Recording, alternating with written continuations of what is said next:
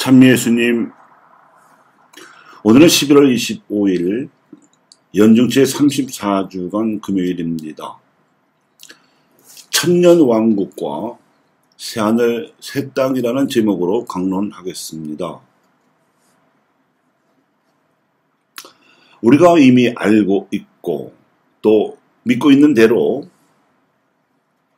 예수 그리스도께 대하여 사도들과 초대교회 신자들이 깨달은 계시는 기본적으로 그분은 구약의 예언자들이 예언한 메시아로서 하느님과 같은 반열에 속한 하느님의 아드님이시라는 것, 따라서 그분으로 말미암아 인류 역사는 완성으로서의 종말에 도달했으므로 더 이상의 계시는 없다는 것, 그리고 그분께서 새로이 창조자요 구세주로서 우리 개별 인생들과 전체 인류 역사를 창조하시기 위해 이끄신다는 것, 우리는 그 이끄심에 순명하는 만큼 하나님 나라에 참여할 수 있으며, 만일 이를 거절하는 경우에는 그 대가로 하나님과 영원히 단절될 수밖에 없다는 것 등 가톨릭 교회가 믿을 교리로 가르치는 핵심의 내용입니다. 그런데 오늘 독서에서 요한은 어제에 앉은 이들에게 심판할 권한이 주어지고 이 권한에 따라서 이들이 살아나서 그리스도와 함께 1000년 동안 다스렸다고 전해주고 있습니다. 이를 천년왕국이라 합니다. 또한 이와 관련하여 심판의 결과가 기록되는 생명의 책이라든지 심판 후에 도래할 새 하늘과 새 땅과 새 예루살렘 등 여러 가지 상징 언어도 사용하였습니다.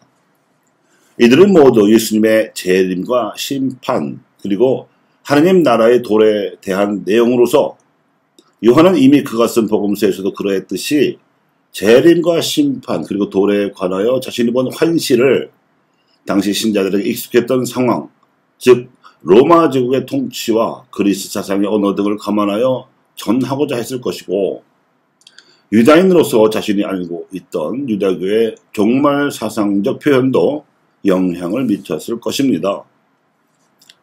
그런데 우리는 진리에 있어서도 위계 질서가 있으며 성경의 기록들도 마찬가지임을 알아야 합니다. 성경 기록의 위계 질서는 첫째가 예수님의 말씀이고 그 다음에 사도들의 해석입니다.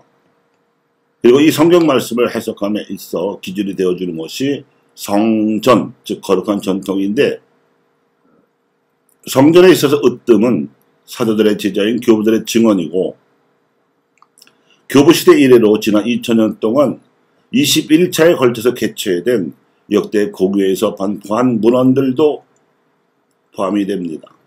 교회의 공식적인 가르침이 되기 때문이지요. 그 중에 가장 최근에 공회에서 반포한 계시 헌장에 따르면 성경과 성전은 하나님께서 계시하여 주신 진리의 두 원천입니다.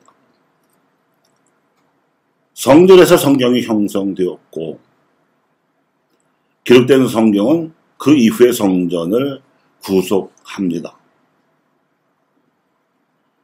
십자가에서 돌아가셨다가 부활하신 예수님께서는 세상 끝날까지 당신 제자들과 함께 있겠다고 약속하셨고, 과연 사도가 된 제자들을 비롯하여 그들과 함께 교회를 이룬 믿는 이들에게 성령으로 내려오셨습니다.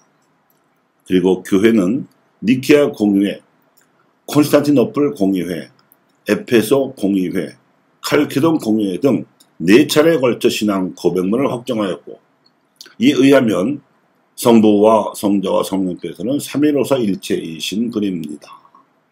그러니까 성령 강림이 예수 재림입니다. 사도 요한이 묵시록에서 제시한 천년왕국이나 생명의 책에 관한 성경의 뜻도 교부들과 공회의 가르침에 따라서 해석하자면, 성령께서 강림하셔 이끄시는 대로 신앙인들이 행하는 모든 사도직 활동으로 세워지는 공동체들의 연대야말로 천년왕국이며, 그를 위해 헌신하는 이들의 이름이 바로 하늘에서 생명의 책에 기록되는 것입니다. 예루살렘이 서기 70년 무렵에 멸망한 후 흩어진 유대계 신자들을 위해 마테오는 교회에 관한 교회의 복음서를 써서 돌려읽게 함으로써 위기를 수습하고자 애썼지만 이미 그리스도교는 그리스 로마 문화권의 한가운데에 던져진 처지였습니다. 그래서 사도 바울의 제자였던 루카는 구약 성서를 알지 못하는 이방인들에게 복음을 전해야 한다는 생각에서 마테오 복음서와는 구별되는 또 다른 복음서를 썼습니다. 마테오는 예수님께서 행하신 주요한 행정마다 예언자들이 내다보았던 예언을 상기시켰지만 루카는 예수님의 복음을 이방인들이 알기 쉽도록 구약 성서의 부분을 배제하고 사회적으로 해설하고자 하였습니다. 그래서 마테오가 예수님 가르침의 대주제로 소개한 하늘나라 대신에 루카는 가난한 이들에게 복음이 전해지는 일로 소개하였습니다. 이는 루카 복음서에만 고유한 여러 이야기로도 뒷받침되었는데 15장에서는 되찾은 양과 되찾은 은정과 되찾은 아들의 비유로 나오고 16장에서는 부자와 라자로 이야기로 나옵니다.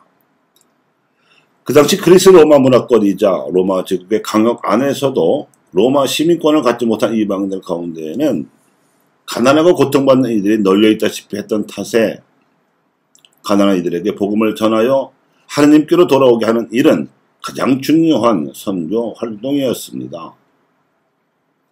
사도 요한의 묵시록에서 루카복음의 상징으로 황소를 제시한 것은 루카복음의 첫 장에서 스가랴가 예수님을 맞이할 예언자로서 세례자 요한을 낳기 전에 하느님께 제사를 드리는 사제 신분이었음에도 기인하지만 루카복음서 전체를 관통하는 맥락에서는 가난한 이들에게 하느님의 자비를 전하는 일이야말로 하느님께 본연의 제사를 드리는 일임을 뜻하기도 합니다.